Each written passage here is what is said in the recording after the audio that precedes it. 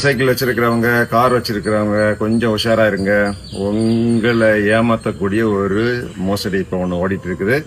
நீங்க motor cycle வச்சிருக்கிறதுனால உங்களுக்கு ஒரு போக்குவரத்து காவல்துறை உங்க மேல வழக்கு பதிவு பண்ணிருக்காங்க.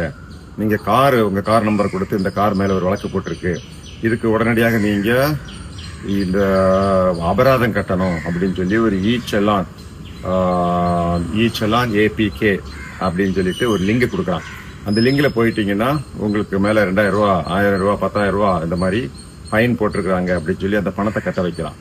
இதோட சேர்த்து இன்னொரு மோசடி சேர்ந்து பண்றாங்க. இதே கும்பல் தான் பண்றான்.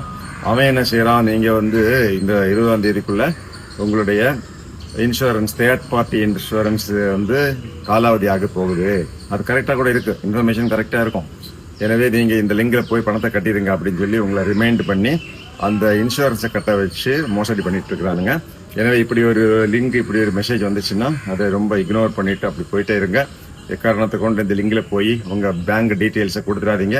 பேங்க்ல உள்ள ஒட்டுமொத்த பணம் பேலன்ஸ் எவ்வளவு இருக்கும் அவ்வளோத்தையும் திருடிட்டு போயிடுவாங்க. Motorcycle owners, car owners, please be watchful, please be careful. Don't click the link, don't give the details of your bank. Be careful.